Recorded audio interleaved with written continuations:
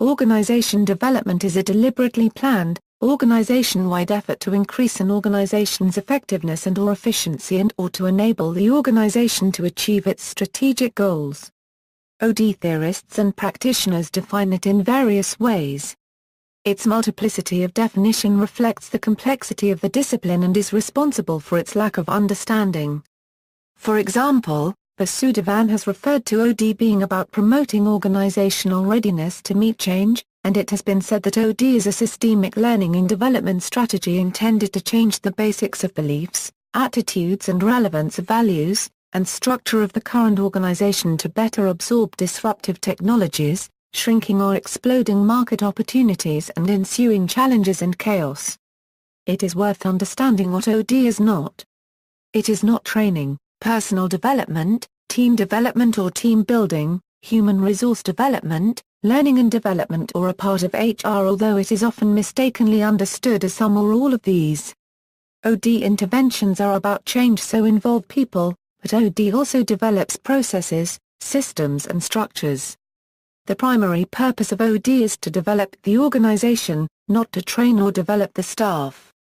Overview: Organization development is an ongoing, systematic process of implementing effective organizational change.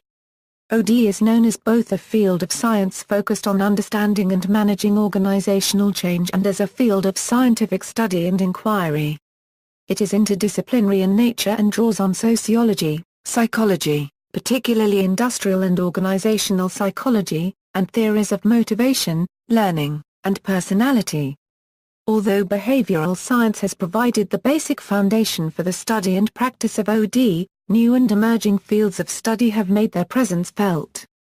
Experts in systems thinking and organizational learning, structure of intuition in decision-making, and coaching whose perspective is not steeped in just the behavioral sciences, but a much more multidisciplinary and interdisciplinary approach, have emerged as OD catalysts or tools. Organization development is a growing field that is responsive to many new approaches. History: Kurt Lewin is widely recognized as the founding father of OD, although he died before the concept became current in the mid-1950s. From Lewin came the ideas of group dynamics and action research which underpin the basic OD process as well as providing its collaborative consultant-client ethos. Institutionally, Lewin founded the Research Center for Group Dynamics at MIT, which moved to Michigan after his death. Our CGD colleagues were among those who founded the National Training Laboratories, from which the T-groups and group-based OD emerged. Kurt Lewin played a key role in the evolution of organization development as it is known today. As early as World War II, Lewin experimented with a collaborative change process based on a three-step process of planning, taking action, and measuring results. This was the forerunner of action research, an important element of OD, which will be discussed later. Lewin then participated in the beginnings of laboratory training, or T-groups, and, after his death in 1947, his close associates helped to develop survey research methods at the University of Michigan. These procedures became important parts of OD as developments in this field continued at the National Training Laboratories and in growing numbers of universities and private consulting firms across the country. Two of the leading universities offering doctoral-level degrees in OD are Benedictine University and the Fielding Graduate University. Douglas McGregor and Richard Beck had, while consulting together at General Mills in the 1950s, the two coined the term organization development to describe an innovative bottoms-up change effort that fit no traditional consulting categories. The failure of off-site laboratory training to live up to its early promise was one of the important forces stimulating the development of OD. Laboratory training is learning from a person's here and now experience as a member of an ongoing training group. Such groups usually meet without a specific agenda. Their purpose is for the members to learn about themselves from their spontaneous here and now responses to an ambiguous hypothetical situation. Problems of leadership, structure, status, communication, and self-serving behavior typically arise in such a group. The members have an opportunity to learn something about themselves and to practice such skills as listening, observing others, and functioning as effective group members.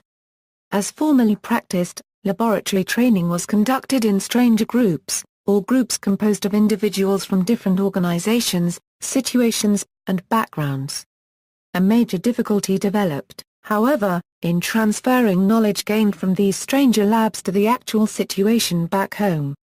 This required a transfer between two different cultures, the relatively safe and protected environment of the T group and the give and take of the organizational environment with its traditional values. This led the early pioneers in this type of learning to begin to apply it to family groups, that is, groups located within an organization. From this shift in the locale of the training site and the realization that culture was an important factor in influencing group members emerged the concept of organization development. Core values underlying organization development are humanistic values. Margulis and Ryan articulated the humanistic values of OD as follows: providing opportunities for people to function as human beings rather than as resources in the productive process. Providing opportunities for each organization member, as well as for the organization itself, to develop to their full potential. Seeking to increase the effectiveness of the organization in terms of all of its goals. Attempting to create an environment in which it is possible to find exciting and challenging work. Providing opportunities for people and organizations to influence the way in which they relate to work, the organization, and the environment. Treating each human being as a person with a complex set of needs, all of which are important to their work and their life. Differentiating OD from other change efforts such as 1. Operation management, 2. Training and development, 3. Technological innovations, etc. Objective of OD: the objective of OD is to increase the level of interpersonal trust among employees. To increase employees' level of satisfaction and commitment. To confront problems instead of neglecting them. To effectively manage conflict. To increase cooperation and collaboration among the employees. To increase the organization's problem-solving. To put in place processes that will help improve the ongoing operation of the organization on a continuous basis. As objectives of organizational development are framed keeping in view specific situations, they vary from one situation to another. In other words, these programs are tailored to meet the requirements of a particular situation. But broadly speaking, all organizational development programs try to achieve the following objectives: making individuals in the organization aware of the vision of the organization. Organizational development helps in making employees align with the vision of the organization. Encouraging employees to solve problems instead of avoiding them. Strengthening interpersonal trust, cooperation, and communication for the successful achievement of organizational goals. Encouraging every individual to participate in the process of planning, thus making them feel responsible for the implementation of the plan. Creating a work atmosphere in which employees are encouraged to work and participate enthusiastically. Replacing formal lines of authority with personal knowledge and skill. Creating an environment of trust so that employees willingly accept change. According to organizational development thinking, organization development provides managers with a vehicle for introducing change systematically by applying a broad selection of management techniques. This, in turn, leads to greater personal, group, and organizational effectiveness. Change agent: a change agent in the sense used here is not a technical expert skilled in such functional areas as accounting, production, or finance. The change agent is a behavioral scientist who knows how to get people in an organization involved in solving their own problems.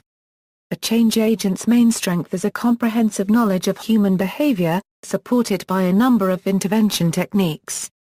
The change agent can be either external or internal to the organization. An internal change agent is usually a staff person who has expertise in the behavioral sciences and in the intervention technology of OD. Beckhead reports several cases in which line people have been trained in OD and have returned to their organizations to engage in successful change assignments. In the natural evolution of change mechanisms in organizations, this would seem to approach the ideal arrangement. Qualified change agents can be found on some university faculties, or they may be private consultants associated with such organizations as the National Training Laboratories Institute for Applied Behavioral Science, University Associates, the Human Systems Intervention Graduate Program in the Department of Applied Human Sciences, Navitas Limited, Max Foster Global and similar organizations. The change agent may be a staff or line member of the organization who is schooled in OD theory and technique. In such a case, the contractual relationship is an in-house agreement that should probably be explicit with respect to all of the conditions involved except the fee. Sponsoring organization. The initiative for OD programs often comes from an organization that has a problem or anticipates facing a problem. This means that top management or someone authorized by top management is aware that a problem exists and has decided to seek help in solving it. There is a direct analogy here to the practice of psychotherapy. The client or patient must actively seek help in finding a solution to his problems. This indicates a willingness on the part of the client organization to accept help and assures the organization that management is actively concerned. Applied behavioral science. One of the outstanding characteristics of OD that distinguishes it from most other improvement programs is that it is based on a helping relationship. Some believe that the change agent is not a physician to the organization's ills. That is, he does not examine the patient, make a diagnosis, and write a prescription. Nor does she try to teach organizational members a new inventory of knowledge which they then transfer to the job situation. Using theory and methods drawn from such behavioral sciences as industrial organizational psychology, industrial sociology, communication, cultural anthropology, administrative theory, organizational behavior, economics, and political science, the change agent's main function is to help the organization define and solve its own problems. The basic method used is known as action research. This approach, which is described in detail later, consists of a preliminary diagnosis, collecting data, feedback of the data to the client, data exploration by the client group, action planning based on the data, and taking action. Systems context. The holistic and futuristic view of organization, OD deals with a total system the organization as a whole, including its relevant environment or with a subsystem or systems departments or work groups in the context of the total system. Parts of systems for example, individuals, cliques, structures, norms, values, and products are not considered in isolation. The principle of interdependency that change in one part of a system affects the other parts is fully recognized. Thus, OD interventions focus on the total culture and cultural processes of organizations. The focus is also on groups, since the relevant behavior of individuals in organizations and groups is generally a product of the influences of groups rather than of personalities. Improved organizational performance. The objective of OD is to improve the organization's capacity to handle its internal and external functioning and relationships. This includes improved interpersonal and group processes, more effective communication, enhanced ability to cope with organizational problems of all kinds. It also involves more effective decision processes, more appropriate leadership styles, improved skill in dealing with destructive conflict, as well as developing improved levels of trust and cooperation among organizational members. These objectives stem from a value system based on an optimistic view of the nature of man that man in a supportive environment is capable of achieving higher levels of development and accomplishment.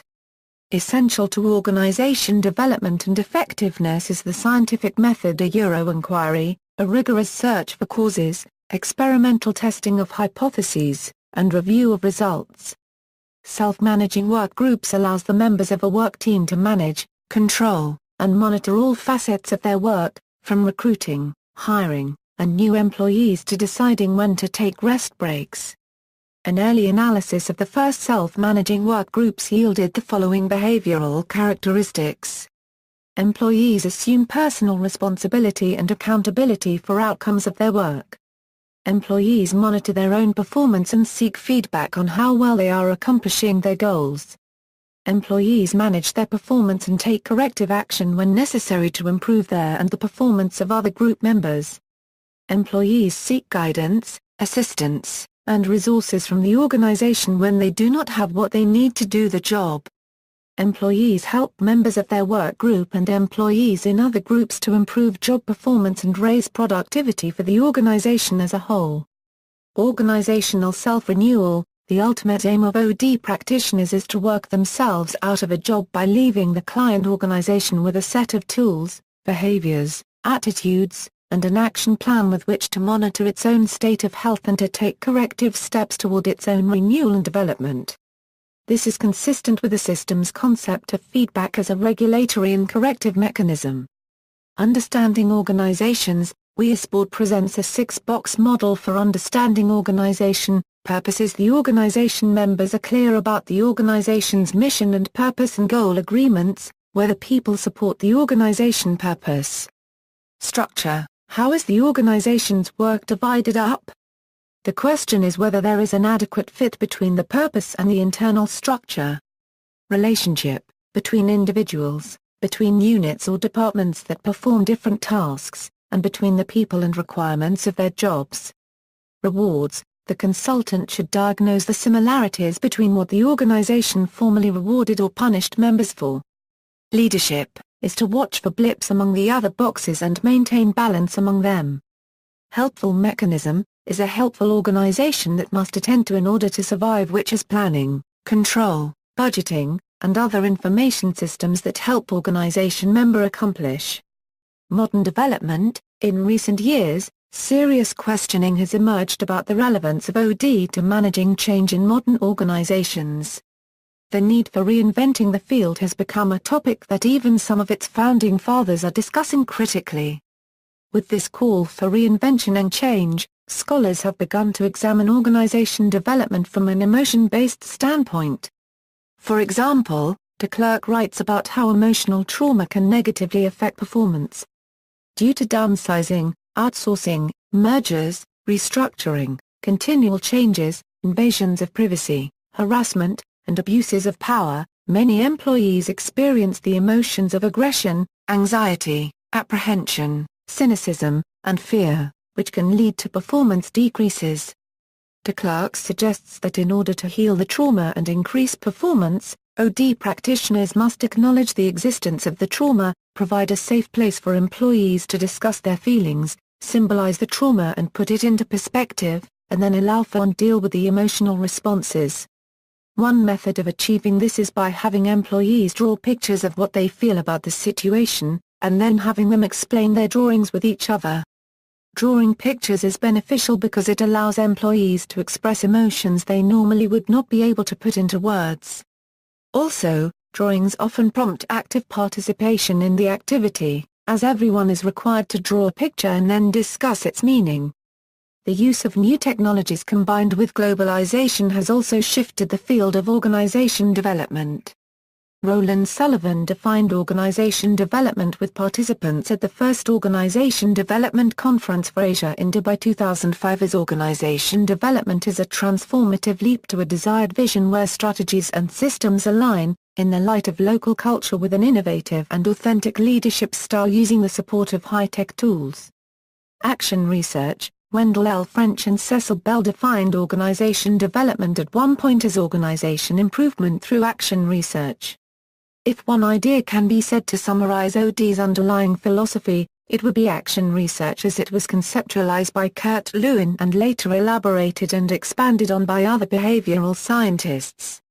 Concerned with social change and, more particularly, with effective, permanent social change, Lewin believed that the motivation to change was strongly related to action. If people are active in decisions affecting them, they are more likely to adopt new ways.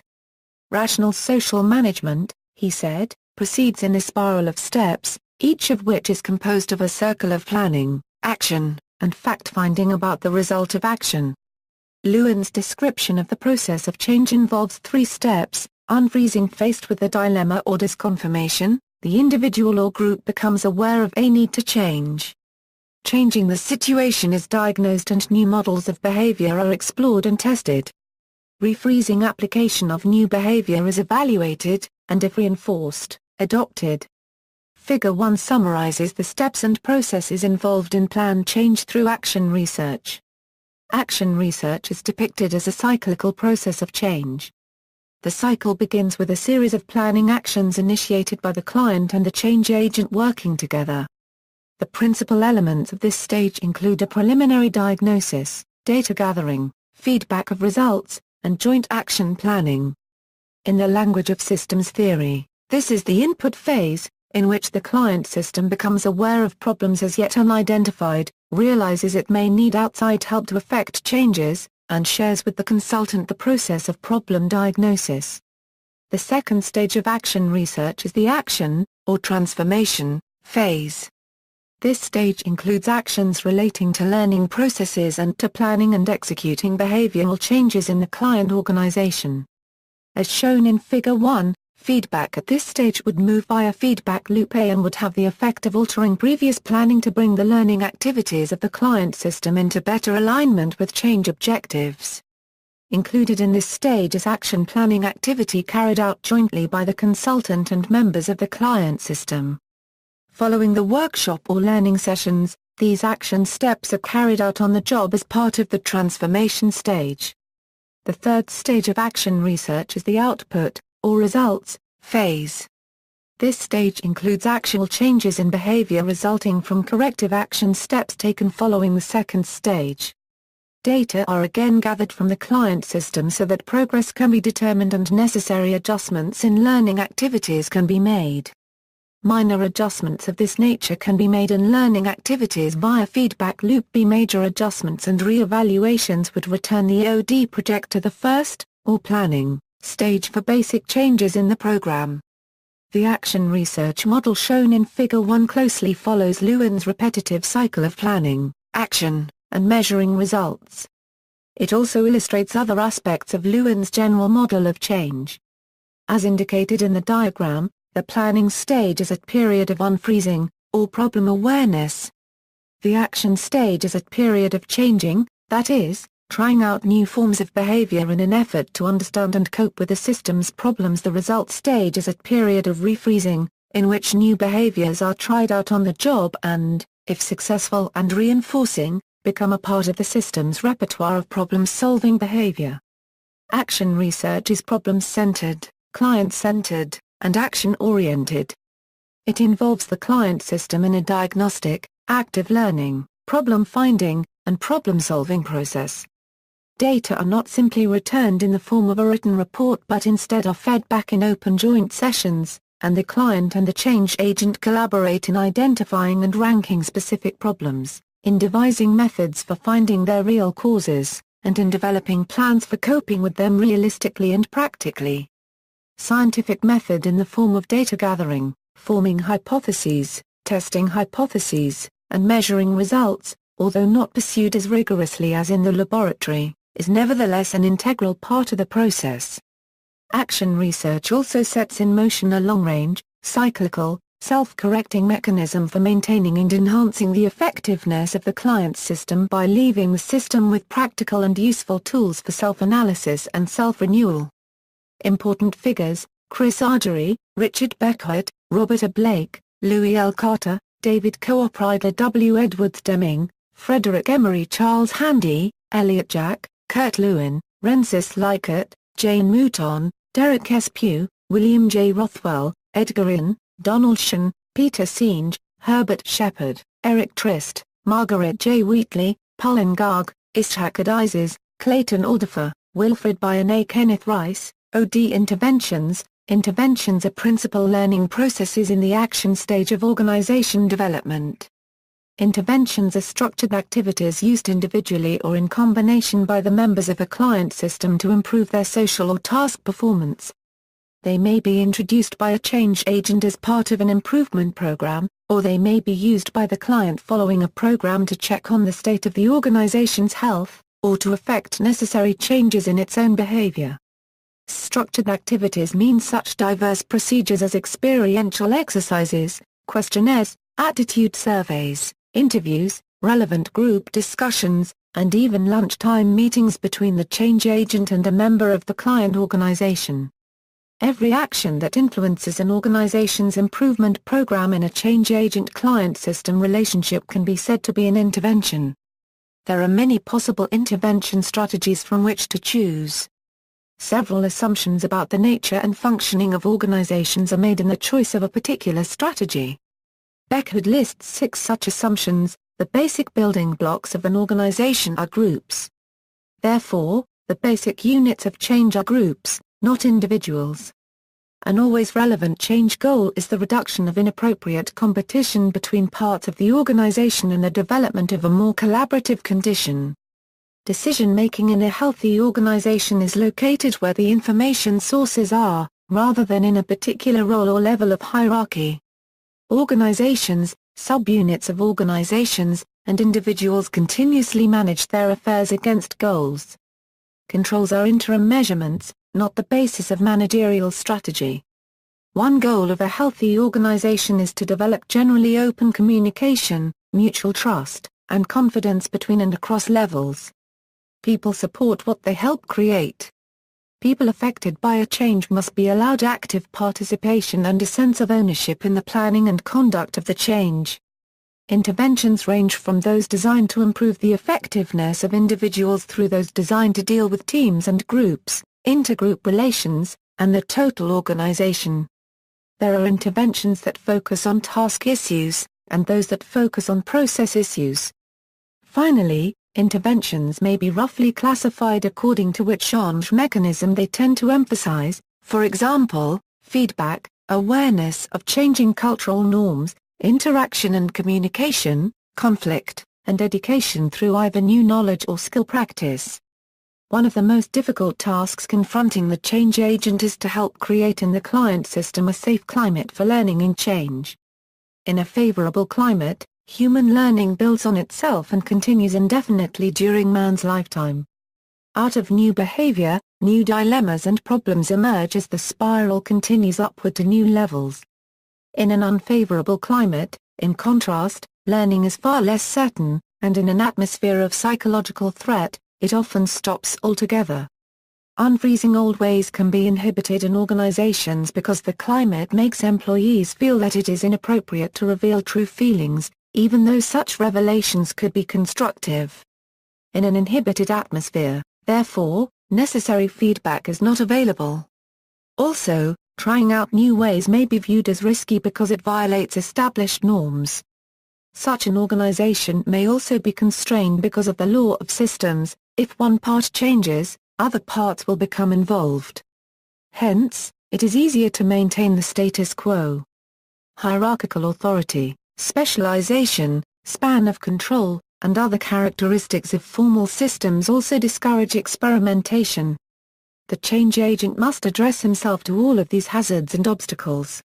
Some of the things which will help him are, a real need in the client system to change, genuine support from management, setting a personal example, listening, supporting behavior, a sound background in the behavioral sciences, a working knowledge of systems theory, a belief in man as a rational, self-educating being fully capable of learning better ways to do things. A few examples of interventions include team building, coaching, large group interventions, mentoring, performance appraisal, downsizing, TQM, and leadership development. See also. References. Further reading, Argery, C. Shen, D. Organizational Learning, A Theory of Action Perspective, Reading M.A., Addison Wesley, ISBN A0-201-00174-8. Carter, Louis L., Best Practices in Leadership Development and Organization Change, Jossi Bass, ISBN A0-7879-7625-3. Nonaka, I. Takuchi, H., The Knowledge Creating Company, New York, New York, Oxford University Press, ISBN A0-19-509269-4. Sullivan, Roland, Practicing Organization Development, A Guide for Leading Change, Jossi Bass, ISBN A0-470-40544-9. Weston, S. What Do We Mean by Organizational Development? Krakow, Krakow Advisio Pressa, Rother, Mike, Toyota Cater, McGraw-Hill, ISBN A0-07-163523-8. Singe, Peter M., The Fifth Discipline. Doubleday Currency, ISBN A0-385-26094-6. See also, The Fifth Discipline, Cummings, Thomas G. Worley, Christopher G., Organization Development and Change, Thomson Southwestern, ISBN A81-315-0287-2. Schultz, Diane P. Schultz, Sidney L. in Psychology and Work Today, and Introduction to Industrial and Organizational Psychology, Upper Saddle River, New York, Prentice Hall p. 262. ISBN 0-13-193212-8, external links, Organization Development Network and International, Professional Association of Educators and Practitioners. Organization development is a deliberately planned, organization-wide effort to increase an organization's effectiveness and/or efficiency and/or to enable the organization to achieve its strategic goals. OD theorists and practitioners define it in various ways. Its multiplicity of definition reflects the complexity of the discipline and is responsible for its lack of understanding. For example, Vasudevan has referred to OD being about promoting organizational readiness to meet change, and it has been said that OD is a systemic learning and development strategy intended to change the basics of beliefs, attitudes and relevance of values, and structure of the current organization to better absorb disruptive technologies, shrinking or exploding market opportunities and ensuing challenges and chaos. It is worth understanding what OD is not. It is not training. Personal development. Behavioral science has provided the basic foundation for the study and practice of OD. New and emerging fields of study have made their presence felt.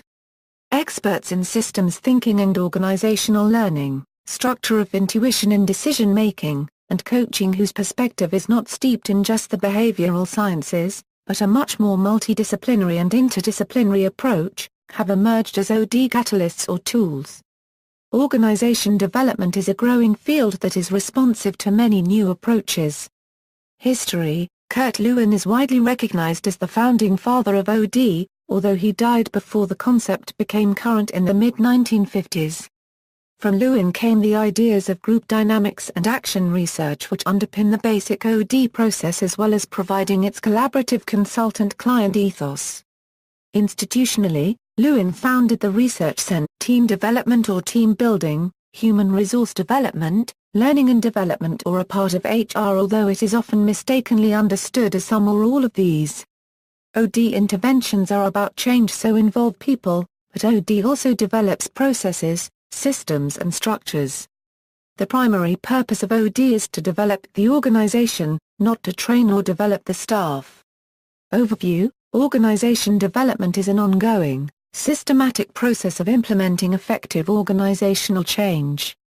OD is known as both a field of science focused on understanding and managing organizational change and as a field of scientific study and inquiry. It is interdisciplinary in nature and draws on sociology, psychology, particularly industrial and organizational psychology, and theories of motivation, learning, and personality. Although build continued at the national training laboratories and in growing numbers of universities and private consulting firms across the country. Two of the leading universities offering doctoral-level degrees in OD are Benedictine University and the Fielding Graduate University. Douglas McGregor and Richard Beck had, while consulting together at General Mills in the 1950s, the two coined the term organization development to describe an innovative bottoms-up change effort that fit no traditional consulting categories. The failure of off-site laboratory training to live up to its early promise was one of the important forces stimulating the development of OD. Laboratory training is learning from a person's here and now experience as a member of an ongoing training group. Such groups usually meet without a specific agenda. Their purpose is for the members to learn about themselves from their spontaneous here and now responses and for group dynamics at MIT, which moved to Michigan after his death. Our CGD colleagues were among those who founded the National Training Laboratories, from which the T groups and group-based OD emerged. Kurt Lewin played a key role in the evolution of organization development as it is known today. As early as World War II, Lewin experimented with a collaborative change process based on a three-step process of planning, taking action, and measuring results. This was the forerunner of action research, an important element of OD, which will be discussed later. Lewin then participated in the beginnings of laboratory training, or T groups, and, after his death in 1947, his close associates helped to develop survey research methods at the University of Michigan. These procedures became important parts of OD as developments in this field